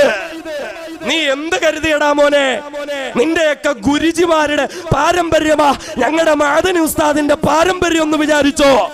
ആലി മുസ്ലിയാരുടെയും കുഞ്ഞാലി മരക്കാന്മാരുടെയും മമ്പറം തങ്ങളുടെയും സൈനുദ്ദീൻ മഖ്ദൂമാരുടെയും പാരമ്പര്യം ഉൾക്കൊന്ന അബ്ദുൽ നാസർ മഅദനിയെ 1000 കൊല്ലം ജയിലിലടച്ചാലും അദ്ദേഹത്തിന് ഒരു ചുക്കുണ്ടാവില്ല എന്ന് നീയൊക്കെ മനസ്സിലാക്കിക്കൊള്ളുക. മഅദനി അങ്ങോട്ട് ജയിലടച്ചിട്ട് പീഡിപ്പിക്കുകയാണ്. നമ്മളൊരു കാര്യം നമ്മളൊക്കെ മഅദനി മോചിതനാകണം, അദ്ദേഹം പീഡനത്തിൽ നിന്ന് രക്ഷപ്പെടണം, ഇത് നമ്മുടെ ആഗ്രഹമാണ്. നമ്മൾ അതിനു വേണ്ടി ദുആ ചെയ്യും, നമ്മൾ അതിനു വേണ്ടി പ്രാർത്ഥിക്കുകയും പ്രവർത്തിക്കുകയും ചെയ്യും. നാം മഅദനി ഉസ്താദിനോടൊന്ന് ചോദിച്ചു നോക്കേ, ഈ മാർഗത്തിൽ രക്തസാക്ഷിത്വം വഹിക്കലാണ് എന്റെ ആഗ്രഹമെന്ന് അദ്ദേഹം പറയും. അതാ ചങ്കൂറ്റം. അത് RSSന്റെ ശാഖകളിൽ നിന്ന് പഠിക്കാൻ പറ്റുന്നതല്ല. അത് പഠിക്കണമെങ്കിൽ ഖുർആൻ പഠിക്കണം, അത് പഠിക്കണമെങ്കിൽ ഹദീസ് പഠിക്കണം, അത് പഠിക്കണമെങ്കിൽ ഇസ്ലാമിക ചരിത്രങ്ങൾ പഠിക്കണം. ഇതൊക്കെ കൈകാര്യം ചെയ്താണ് അബ്ദുൽ നാസർ മഅദനി. അതുകൊണ്ട് അങ്ങനെയൊന്നും ഒടുങ്ങി പോവില്ല, അതുകൊണ്ട് അങ്ങനെയൊന്നും തീർന്നു പോകില്ല. അതുകൊണ്ട് സഹോദരങ്ങളെ, നമ്മൾ മനസ്സിലാക്കേണ്ടത് മഅദനിയുടെ മോചനത്തോടൊപ്പം തന്നെ മഅദനി നമ്മെ പഠിപ്പിച്ച ഒരാർജവുണ്ട്. ഒരാളുടെ മുന്നിലും ഭയപ്പെടരുത് മക്കളെ, ഒരു സംഘപരിവാരത്തെയും ഭയപ്പെടരുത് മക്കളെ. കേരളത്തിന്റെ മണ്ണിൽ ബഹുമാനനായ മഅദനി ഉസ്താദ് എത്ര വേദികളിലാണ് വിളിച്ചു പറഞ്ഞത്, ഫലാ തഹിനൂ വലാ തഹ്സനൂ വഅൻതുമുൽ അഅ്ലൂൻ ഇൻ കുൻതും മുഅ്മിനീൻ. നിങ്ങൾ വിഷമിക്കേണ്ടതില്ല, നിങ്ങൾ ബുദ്ധിമുട്ടേണ്ടതില്ല, നിങ്ങൾ കഷ്ടപ്പെടേണ്ടതില്ല. നിങ്ങൾ നിന്ദരല്ല, നിങ്ങൾ നിസാരരല്ല. വഅൻതുമുൽ അഅ്ലൂൻ, നിങ്ങളാണ് അത്യുന്നതങ്ങളുടെ സോപാനങ്ങളിൽ വിരാജിക്കേണ്ട പേരെന്ന് വിശുദ്ധമായ ഖുർആൻ പാരായണം ചെയ്തുകൊണ്ട് ബഹുമാനനായ മഅദനി ഉസ്താദ് നമ്മുടെ മുന്നിൽ പ്രഭാഷണം നടത്തിയെങ്കിലും എന്റെ കാരാളി മുക്കിലെ പ്രിയപ്പെട്ട സഹോദരങ്ങള്, തത്സമയം ഈ പ്രഭാഷണ പരിപാടി കണ്ടുകൊണ്ടിരിക്കുന്ന കേരളത്തിനകത്തും പുറത്തുമുള്ള ആയിരക്കണക്കിന് പ്രിയപ്പെട്ട സഹോദരങ്ങള്, മഅദനിയുടെ ആർജവം നമ്മൾ ഏറ്റെടുക്കാം. വിശുദ്ധമായ ഖുർആൻ പാരായണം ചെയ്തുകൊണ്ട് ഒരു സംഗീതലവന്മാരെയും നമ്മൾ ഭയപ്പെടേണ്ടതില്ല, ഒരു RSSന്റെയും സർസംഘ ചാലകനെ നമ്മൾ ഭയപ്പെടേണ്ടതില്ല, ഒരു പ്രധാനമന്ത്രിയെയും നമ്മൾ ഭയപ്പെടേണ്ടതില്ല, അതേ ഒരു ആഭ്യന്തരമന്ത്രിയെയും നമ്മൾ ഭയപ്പെടേണ്ടതില്ല, ഒരു കരി നിയമങ്ങളെയും നമ്മൾ ഭയപ്പെടേണ്ടതില്ല. നമ്മൾ ഒരിക്കലും ഇങ്ങനെ ഭയപ്പെട്ടുകൊണ്ട് ജീവിക്കേണ്ടവരല്ല. നമ്മൾ കർമ്മരംഗത്തേക്ക് ധർമ്മസമരത്തിന്റെ പതാകകളുമായി കടന്നു വരേണ്ടവരല്ലേ. കേരളത്തിന്റെ മണ്ണുകളിൽ ബഹുമാനരായ മഅദനി ഉസ്താദ് പാരായണം ചെയ്ത ആയത്തുകൾ നമ്മൾ ഹൃദയത്തിൽ ഏറ്റെടുക്കട്ടെ. വബാലക്കും ലാ തുഖാതിലൂന ഫീ സബീലില്ലാഹ് വൽ മുസ്തദഅഫീന മിനർ റിജാലി വന്നിസാഇ വൽ വിൽദാൻ അല്ലദീന യഖൂലൂന റബ്ബനാ അഖ്രിജ്നാ മിൻ ഹാദിൽ ഖറിയത്തിൽ ളാലിമി അഹ്ലുഹാ വജഅൽ ലനാ മിൻ ലദുൻക വലിയാ വജഅൽ ലനാ മിൻ ലദുൻക നസീറാ. അടിച്ചമർത്തപ്പെടുന്ന വയോജനങ്ങൾക്ക് വേണ്ടിയിട്ട്, നീതി നിഷേധിക്കപ്പെടുന്ന സ്ത്രീജനങ്ങൾക്ക് വേണ്ടിയിട്ട്, അലമുറയിട്ട് കരയുന്ന കൊച്ചു കുഞ്ഞുങ്ങൾക്ക് വേണ്ടിയിട്ട് എന്തുകൊണ്ട് നിയമ പോരാട്ടങ്ങൾക്കായി നിങ്ങൾ കർമ്മരംഗങ്ങളിലേക്ക് ധർമ്മസമരത്തിന്റെ പതാകകളുമായി കടന്നു വരുന്നില്ല എന്ന അല്ലാഹുവിന്റെ ഖുർആൻ ഓതിക്കൊണ്ട് എന്നെയും നിങ്ങളെയും വിരോധത്തമായ പോരാട്ടങ്ങളിലേക്ക് കൈപിടിച്ചിറങ്ങാൻ ആഹ്വാനം ചെയ്ത ബഹുമാനരായ മഅദനി ഉസ്താദിന്റെ ആർജവമുണ്ടല്ലോ, ഈ ആർജവം നമുക്ക് ഏറ്റെടുക്കാൻ പറ്റട്ടെ മുസ്ലിമേ. ലാ തജിദു ഖൗമൻ യുഅ്മിനൂന ബില്ലാഹി വൽ യൗമിൽ ആഖിർ യുവാദൂന മൻ ഹദ്ദല്ലാഹ വറസൂലുഹു. തന്റെ പ്രിയപ്പെട്ട പിതാവിന്റെ തലയെടുത്ത് വെച്ചിട്ട് ഹബീബായ മുത്ത് റസൂലിന്റെ മുമ്പിലേക്ക് ഉടവാളിൽ കുത്തുയർത്തിപ്പിടിച്ച് കടന്നു വന്ന ബഹുമാനനായ അബൂ ഉബൈദത്ത് ബിനുൽ ജറാഹ് റളിയല്ലാഹു അൻഹു, ആ അബൂ ഉബൈദയുടെ ചരിത്രം പഠിപ്പിച്ചു തന്നിട്ട് ഉലൈക ഹിസ്ബുല്ലാഹ്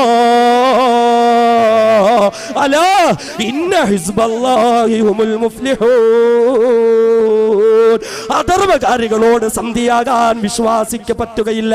അവര് അല്ലാഹുവിന്റെ സൈന്യമാണ്, അല്ലാഹുവിന്റെ സൈന്യമാണ് വിജയിച്ചവരെന്ന് പറഞ്ഞിട്ട് മക്കളെ, അതുകൊണ്ട് നീതിയുടെ പക്ഷത്ത് നിൽക്കണമെന്ന് ആഹ്വാനം ചെയ്ത അബ്ദുൽ നാസർ മഅദനി, സത്യത്തിന്റെ പക്ഷത്ത് നിൽക്കണമെന്ന് ആഹ്വാനം ചെയ്ത അബ്ദുൽ നാസർ മഅദനി, ആ മഅദനി ഉസ്താദിന്റെ മോചനം നമ്മുടെ ഒരു ലക്ഷ്യമായി കാണുന്നതോടൊപ്പം ആ മഅദനി എന്ന മഹാമനുഷ്യൻ തന്റെ ജീവിതത്തിലൂടെ പഠിപ്പിച്ചതെന്താ? നിർഭയത്വമെന്ന, നിഷ്കളങ്കമെന്ന ആ ഒരു യഥാർത്ഥ ഇസ്ലാമിന്റെ അന്തസത്ത ഉൾക്കൊള്ളാൻ നാഥനായ തമ്പുരാൻ നമുക്ക് തൗഫീഖ് നൽകുമാറാകട്ടെ. അതുകൊണ്ട് മഅദനി നമുക്ക് പകർന്നു നൽകിയ ആർജവം ഞാൻ പറയട്ടെ. ഞാൻ ഖുർആനൊക്കെ ഓതി പ്രഭാഷണം നടത്തിയത് കൊണ്ട് ഇത് മുസ്ലിമുകളുടെ മാത്രം വേദിയായി നിങ്ങൾ കാണല്ലേ. നിങ്ങൾ അങ്ങനെ കാണരുത്, ഒരിക്കലും കാണരുത്. മറിച്ച് മഅദനി എന്ന ഇന്ത്യ രാജ്യത്ത് ഒരു പൗരൻ അനുഭവിക്കുന്ന പ്രശ്നം ഇന്ത്യയിലെ ഓരോ ജനങ്ങളുടെയും പ്രശ്നം തന്നെയാണ്. ഇതിന് കാരണക്കാർ സംഘപരിവാരമാണ് എങ്കിൽ, എന്നെ കേൾക്കുന്ന ഹൈന്ദവ ക്രൈസ്തവ നല്ലവരായ സഹോദരങ്ങളോടുണ്ട് എങ്കിൽ പറയട്ടെ, ഇവിടെ ഹിന്ദുക്കൾക്കും ക്രിസ്ത്യാനികൾക്കും ഒരു പ്രശ്നവുമില്ല പൗരത്വ പട്ടിക വന്നാൽ എന്നൊക്കെ അമിത്ഷാ പറയുമ്പോ നിങ്ങളൊന്നും കരുതണ്ട, അതുകൊണ്ട് അങ്ങ് രക്ഷപ്പെട്ടു പോയി എന്ന്. കാരണം സംഘപരിവാരത്തിന് ഒരു രക്ഷയുണ്ട്. 925 സുലൈമാൻ ദാരിമി പറഞ്ഞതുപോലെ ഇവിടെ ഒരു ഭീകരവാദ പ്രസ്ഥാനത്തിന് തുടക്കം കുറിച്ചവർക്ക് 2025 ഇന്ത്യ രാജ്യം ഒരു പരിപൂർണ ഹിന്ദുസ്ഥാൻ, ഒരു ഹിന്ദു രാഷ്ട്രമാക്കി മാറ്റേണ്ടുന്നതുണ്ട്. അതിനു വേണ്ടിയിട്ടാണ് ഇപ്പോൾ 1 നാഷൻ 1 ലാംഗ്വേജ്, 1 നാഷൻ 1 ഇലക്ഷൻ, ഇനിയിപ്പോൾ 1 നാഷൻ 1 റിലീജിയൻ എന്നൊക്കെ പറഞ്ഞിട്ട് ഇവർ രംഗത്ത് വരും. പക്ഷേ തിരിച്ചറിയുക, സംഘപരിവാരം സ്വപ്നം കാണുന്നത് ബ്രാഹ്മണ ആധിപത്യമുള്ള, സവർണ ആധിപത്യമുള്ള സാധാരണക്കാരായ ഹിന്ദുക്കളെന്ന് നമ്മൾ എല്ലാവരെയും കാണാറുണ്ട്. പക്ഷേ സംഘപരിവാരം ഹിന്ദുക്കളായി കാണുന്നത് ഇവിടുത്തെ ബ്രാഹ്മണന്മാരെ മാത്രമാണ്. ജനങ്ങളെ പല തട്ടിലാക്കിയിട്ട് ബ്രാഹ്മണൻ എന്ന് പറഞ്ഞിട്ട്, ക്ഷത്രിയൻ എന്ന് പറഞ്ഞിട്ട്, വൈശ്യൻ എന്ന് പറഞ്ഞിട്ട്, ശൂദ്രൻ എന്ന് പറഞ്ഞിട്ട് ഇവിടുത്തെ ജനങ്ങളെയൊക്കെ അടിച്ചമർത്താൻ അല്പം മുമ്പ് മഅദനി എന്ന മനുഷ്യസ്നേഹിയെ പറ്റി ഇവിടെ പ്രസംഗിച്ച നമ്മുടെ സുഭാഷ് എന്ന സഹോദരൻ, അദ്ദേഹത്തെ വേദിയിലിരുത്തി നമ്മൾ ആദരിച്ചു, അദ്ദേഹത്തിന് അവസരം കൊടുത്തു. പക്ഷേ സംഘപരിവാരം സ്വപ്നം കാണുന്ന ഒരു ഹിന്ദു രാഷ്ട്രം ഇവിടെ പുലർന്നു കണ്ടാൽ ഈ സുഭാഷ് എന്ന സഹോദരനോ അദ്ദേഹത്തിന്റെ ജാതിയിലും കുടുംബത്തിലും പെട്ടവർക്കോ ഇവിടെ ഒരു പരിഗണന ഉണ്ടാവില്ല.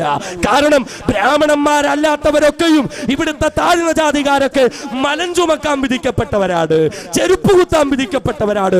അതിനെയാണ് അബ്ദുൽ നാസർ മഅദനി എതിർത്തത്. അങ്ങനെ ഒരു രാഷ്ട്രീയം ഇന്ത്യയിൽ വേണ്ട. അവർണന് അധികാരം ഉണ്ടാകണം, പീഡിപ്പിക്കപ്പെടുന്നവന് മോചനം ഉണ്ടാകണം. അതുകൊണ്ട് സഹോദരങ്ങള്, മഅദനി ഉൾപ്പെടെ ഈ രാജ്യത്ത് പീഡനങ്ങൾ അനുഭവിക്കുന്ന ജനങ്ങൾ, അത് കാശ്മീരിലെ ജനങ്ങളായാലും, അത് ആസാമിലെ ജനങ്ങളായാലും, അത് ഗുജറാത്തിലെ ഉനയിൽ പശുവിന്റെ തോലുരിച്ചു, ചത്തുപോയി പുഴുവെടുത്ത പശുവിന്റെ തോലുരിച്ചു എന്ന കാരണത്താൽ സംഘപരിവാരം പട്ടാപ്പകല് പൊരുവെയിലത്ത് പോസ്റ്റിൽ കെട്ടിയിട്ട് ബെൽറ്റ് കൊണ്ട് അടിച്ചടിച്ച് ശരീരം പൊട്ടിച്ച ദലിത് കുടുംബത്തിൽപ്പെട്ട സഹോദരങ്ങളായാലും, അത് ഹരിയാനയിൽ പ്രിയ പ്രിയപ്പെട്ട മാതാപിതാക്കളോടൊപ്പം ചെറ്റക്കൂരയിൽ കിടന്നുറങ്ങുമ്പോ ആ ചെറ്റക്കൂരക്ക് തീ കൊളുത്തിയിട്ട് തൊട്ടടുത്ത ദിവസം കരിക്കട്ടയായ 2 പിഞ്ചോമന മക്കളുടെ ചിത്രം കാണേണ്ടി വന്നു എങ്കിൽ ആ ചിത്രത്തിൽ കണ്ട ദലിത് കുടുംബത്തിലെ മക്കളായാലും ഇവിടെ സൂചിപ്പിച്ചതുപോലെ ഒരു തുറന്ന പ്രദേശത്ത് മലമൂത്ര വിസർജനം നടത്തിയതിന്റെ പേരിൽ 10ഉം 11ഉം വയസ്സുള്ള 2 പിഞ്ചു മക്കളെ അടിച്ചു കൊന്നു. അതിനുശേഷം നമ്മൾ കേട്ടില്ലേ, 1.5 വയസ്സുള്ള ഒരു പൊന്നുമോൻ നമ്മുടെ വീട്ടിലൊക്കെ ഇല്ലേ, നമ്മുടെ മക്കളും ഒക്കെ ഇല്ലേ, കാല് തെറ്റിയൊന്ന് വീണാ നമുക്ക് നോവൂല്ലേ, ആ മക്കളൊന്ന് കരഞ്ഞാ നമുക്ക് നോവൂല്ലേ? ഒന്ന് ചിന്തിച്ചു നോക്കെ. ദലിത് കുടുംബത്തിൽപ്പെട്ട 1.5 വയസ്സുള്ള ഒരു പൊന്നുമോൻ, ആ പൊന്നുമോന് മൂത്രം ഒഴിക്കാൻ തോന്നിയപ്പോ അവനൊരു പൊതുവഴിയിലിരുന്ന് മൂത്രം ഒഴിച്ചു. 1.5 വയസ്സുള്ള പൊന്നുമോനെ പോലും അതിക്രൂരമായി തല്ലിക്കൊന്നുകളഞ്ഞ ഈ സംഘപരിവാരം, ഇവരാണോ ഇവിടുത്തെ ജനങ്ങൾക്ക് സ്വാതന്ത്ര്യം നൽകുന്നത്? അതുകൊണ്ട് തിരിച്ചറിയുക, സംഘപരിവാർ ഭീകരതയ്ക്കെതിരെ ഇവിടുത്തെ മുസ്ലിമുകളും ഹൈന്ദവരും ക്രൈസ്തവരും ഒക്കെ രംഗത്ത് വരണം. അബ്ദുൽ നാസർ മഅദനിയുടെ മോചനം അതേപോലെ നമ്മുടെ ഒരു ലക്ഷ്യമാകണം. അതിന്റെ പ്രവർത്തനത്തിന്റെ മേഖലയിൽ നമ്മൾ ഉണ്ടാകണം. അൽഹംദുലില്ലാ, ധീരതയോടെ ധൈര്യസമേതം വലിയ പല മഹല്ലുകൾ ഉണ്ടായിട്ടും പല സംവിധാനങ്ങൾ ഉണ്ടായിട്ടും ഇപ്പോഴും പലരും മിണ്ടിയിട്ടില്ല. മൈക്കിന്റെ മുന്നിൽ മണിക്കൂറുകളോളം പ്രഭാഷണം നടത്താൻ പറ്റുന്നവർ ആരും ഇതുവരെ ഒന്ന് ശബ്ദം ഉയർത്തിയിട്ടില്ല, നാക്കുയർത്തി മഅദനി എന്ന് പോലും പറഞ്ഞിട്ടില്ല.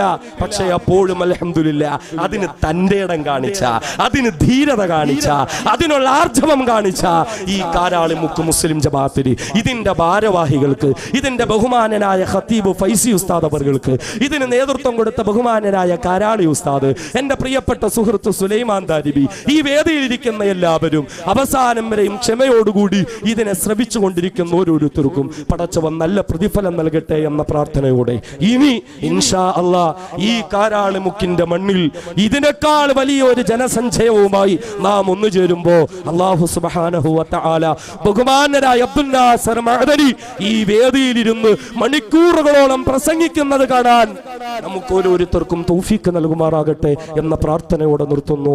വആഖിറു ദഅ്വാന അനിൽ ഹംദുലില്ലാഹി റബ്ബിൽ ആലമീൻ. അസ്സലാമു അലൈക്കും വറഹ്മത്തുള്ളാഹി വബറകാതുഹു.